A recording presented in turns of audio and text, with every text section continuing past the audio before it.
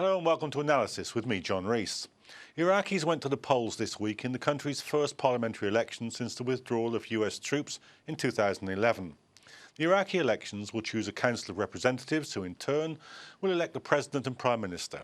Current Prime Minister Nouri al-Maliki, who is seeking a third term in office, is considered to be the front-runner, but other shared parties and factions are expected to mount a strong challenge. The elections take place during the worst violence the country has seen in recent years, with approximately 2,000 civilians killed this year alone. Last year, 9,000 people lost their lives. Thousands of soldiers and police were deployed to protect polling stations in towns and cities across Iraq, but this hasn't prevented numerous bombings, killing many dozens. Tensions between Shias and Sunnis persist, with Sunnis accusing Maliki and his government of discriminating against them and in favour of the majority Shiite population. The conflict in neighbouring Syria has increased violence and tension in Iraq. There are fears of an outright civil war. So where does the violence stem from in a country which, before the US invasion, was relatively free of sectarian violence? Will elections aid democracy or will they aggravate current divisions? Joining me to discuss all this are Dr. Anas Al-Takriti, who's the founder and president of the Cordoba Foundation, Mahir Katem, who's a doctoral candidate at the School of Oriental and African Studies here in London. And on the line, we're joined by Anne Hagood, who's a doctoral candidate at King's College London, but at the moment she's in Erbil in northern Iraq. Welcome to you all. But first of all, before we get into discussion, let's take a look at this report.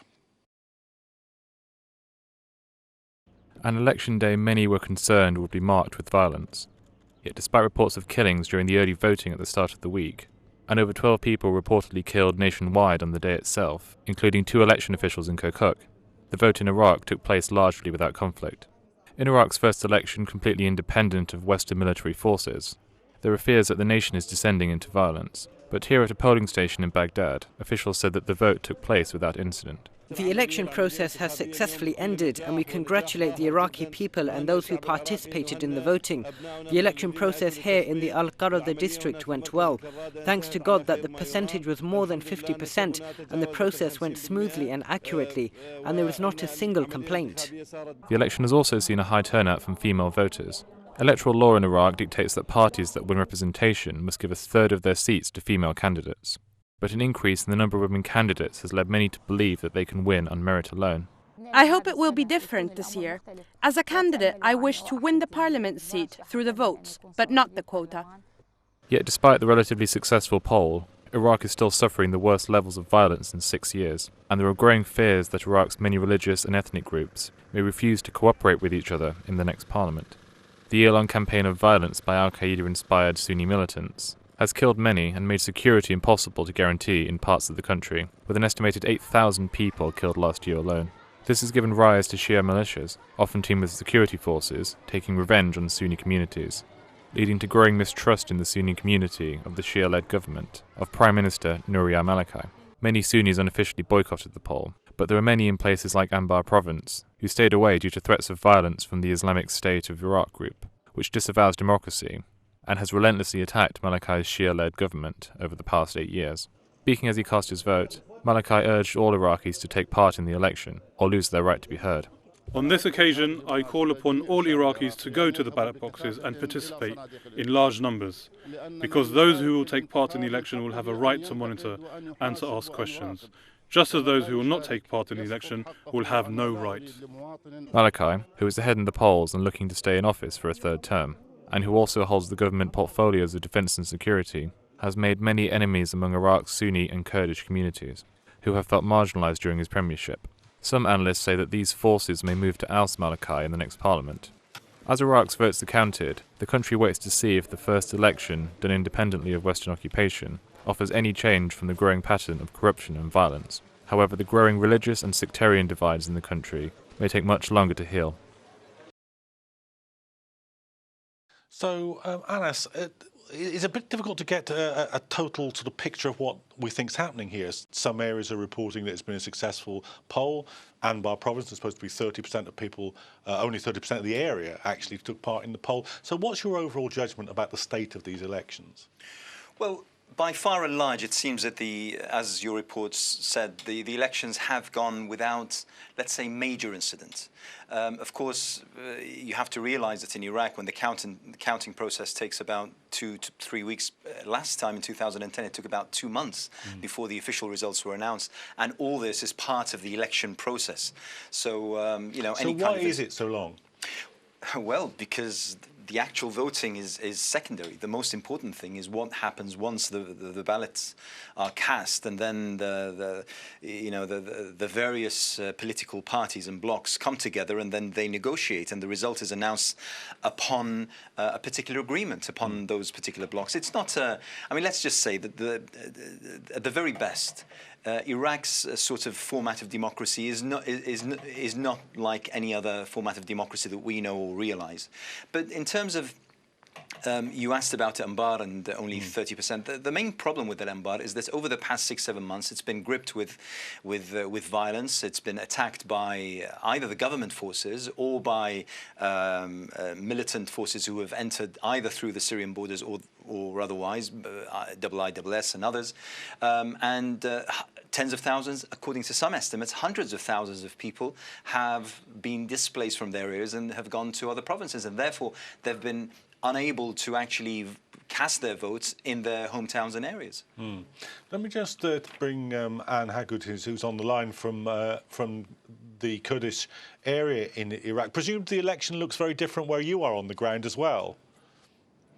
Yes, the main focus of the elections here were more the provincial elections. There was, of course, a concern for national elections and what is happening in the rest of Iraq, but it was taking place at the same time as provincial elections. Following the blockade that has been happening over the government formation after September 2013, provincial elections were going to be quite important as cabinets are being formed. And the process started actually on the eve of the elections. So mainly Kurds are focusing actually on provincial elections rather than national. They feel that they're quite disenfranchised from the overall political process in Iraq, and they're more turning toward local elections. I mean, is it true to say really now that the Kurdish area in Iraq is in a sort of a state of semi-independence, really? Or is that putting it too strongly? It's a tricky question. Yes, in a way, it's a semi-autonomous region. It has its own government. It works independently on many levels. On the other hand, the bid for independence of Kurdistan as a nation or as a state is not a viable one. And I think the Kurdish political elite plays a lot on this to garner support from the electorate, but knows very well that actually it's in the immediate future, it's not a reality. Mahir, what do you make of this compared with the last election? The last election, the American forces were still there. This is the first time they haven't been. What are the significant differences in that register? I think there have been some remarkable changes since 2009. I think, like Anna said, it took about a year to negotiate the government, the formation of the government. But there are many changes and many transformations since 2009, 2010. Namely, the Americans are not there anymore. So this is an Iraqi process. And the Iraqi groups that are vying for 328 parliamentary seats have to negotiate between each other without the presence of America. And this is a learning process for the Iraqi community, Iraqi political community, and a very important one for the Iraqi people, because now they feel that they can actually assert a type of accountability over those who they elected 4 or 5 years ago. So, Anas, I mean, in the aftermath of the huge turmoil of the war and occupation, and the continuing turmoil in the region, there's, as you described it, there's a huge conflict in the Anbar province. As we've heard, the Kurdish area is in a state of semi-autonomy. How fragile is Iraq as a functioning political entity? It's not only fragile, it's not really functioning as a political entity. I mean, let's face it. I mean, whilst I agree with Mahir that we are now in a different era that we were in 2010, But in terms of better or worse, I don't think that we are in a better place. We're in a different place. And the fact is that Nouri al-Maliki, as Prime Minister, and he realizes this, doesn't really have full control over all of Iraq. The Iraqi government don't have control over all of Iraq, as evident from the events in various provinces, including Al-Anbar, Salah ad-Din, Diyala, and even Nainawa recently. Even the Iraqi military forces don't have full control over all of Iraq. And therefore, we're talking about a country that is fragmented in all but name. It's broken up in all but name. And one of the reasons, I mean, there are a variety, a catalogue of reasons and factors that played into creating the status quo.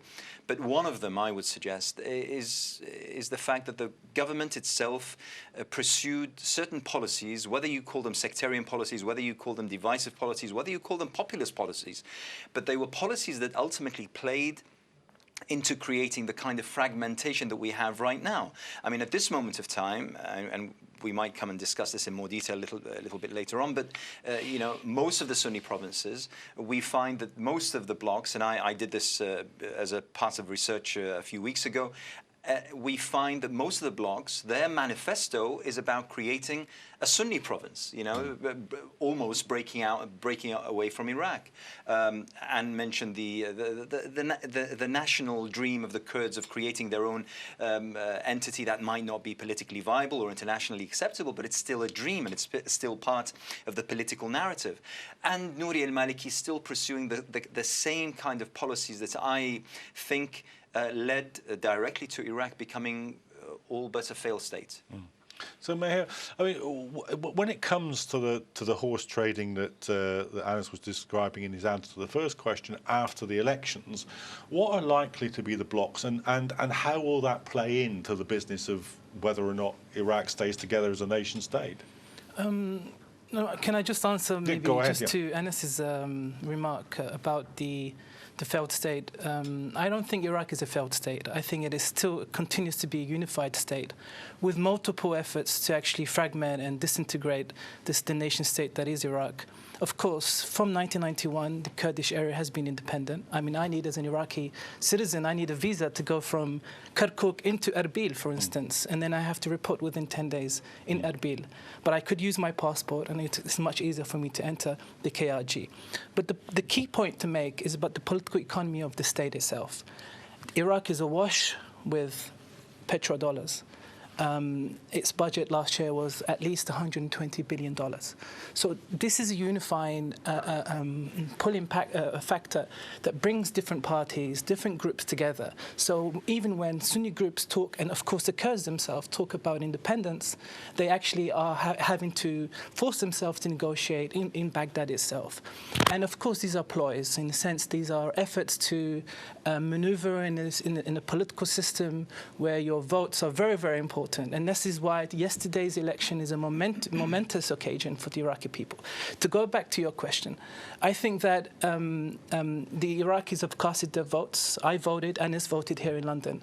And across the board, turnout was at least 70%, maybe less in some of the Sunni areas affected by violence and Daesh and some of the terror groups there. And of course, some of the violence inflicted there by other groups. But the key point to make is that this is a negotiation. And I think it's important that all of us together as Iraqis come together and actually find a political settlement so that the groups that exist in Iraq today actually find a working order for the political system, because that hasn't been constructed after 10 years of violence. And this is part of the state-building process, but it's a violent process. And unfortunately, this is what we see on TV. But behind that, we see negotiation, we see political settlements at a micro level. And of course, we see the violence, but I think these are much more important factors. Okay. And in the area where you're in Ibril, what was the turnout like, and who are the likely beneficiaries of the election in that bit of the world? First, I just want to say one thing over the issue of oil, because it has been quite an important factor in the elections here. For example, Erbil, and especially the KDP, likes to rely on the use of oil as a mean or as an instrument to basically get their economic independence, through which they will get their full political national independence. However, over the recent months, I'm sure you've heard, they haven't received the allocated 17% part of the budget that they are supposed to get. And I think that overall the Kurdish electorate was fairly disappointed because the salaries were suspended by the in Kurdish government, and the electorate felt that instead of blaming Baghdad and Maliki's politicking with Kurdish elite, they felt that the Kurdish elite failed to represent and stand for them inside of Iraq. However, most of the Kurds who went to vote, from talking to them, they decided to exercise their right to vote and not so much were confident that their vote would make a difference in the electoral process. So who's likely to gain? Who will be the people? So do you see this in a way as the Kurds are electing which of their representatives will be the negotiators with Baghdad? It's probably going to be KDP.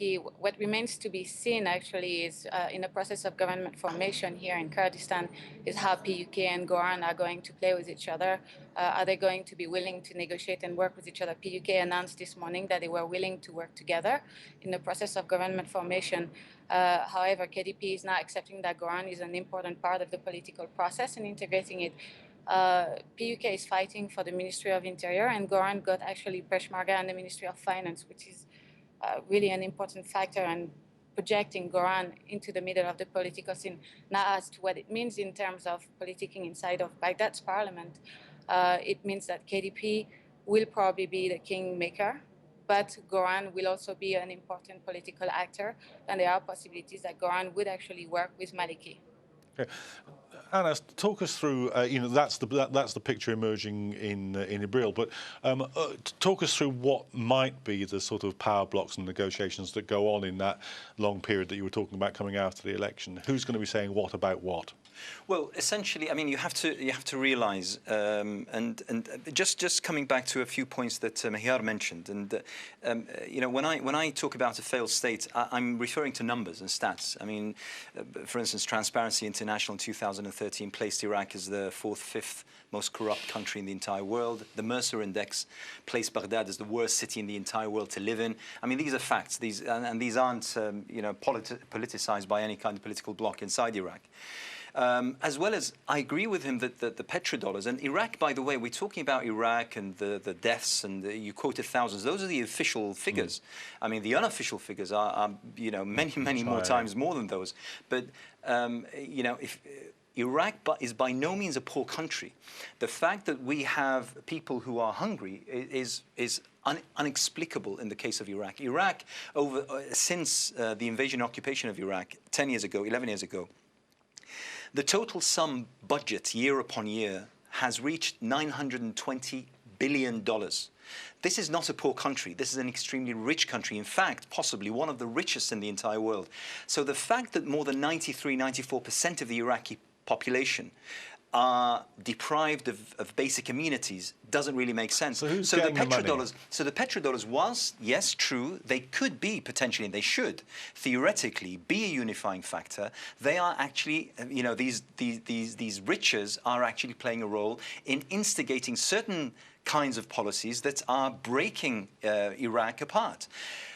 As to your question, basically what is going to happen now is this. We will have 4, probably 5, main blocks, the main 3 Shia blocks, as well as Ayad Allawi, the secular blocks, and maybe, obviously the KDP as a major player, but maybe even a sort of Sunni Arab bloc, Muttahidun, also coming into the play.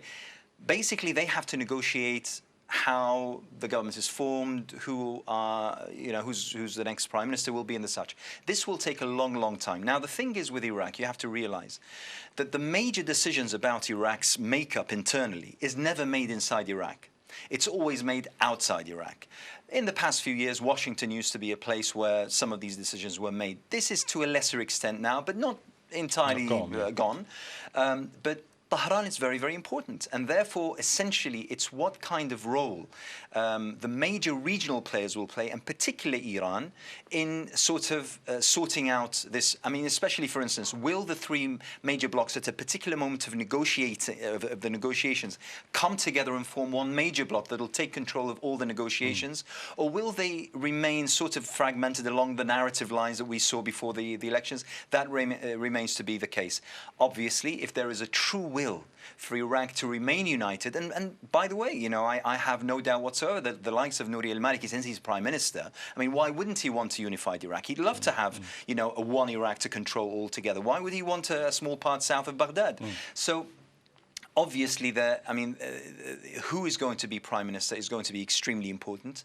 What kind of aspirations will, for instance, the Arab Sunnis exert within the negotiations? What kind of, you know, negotiating cards will the KDP and the Kurds bring into the table? All these things need a lot of time before we move to the break, I just want to bring Anne in for one last time. With that, what are they going to be saying? What are the Kurdish representatives going to be saying when they get to Baghdad? What's the policy?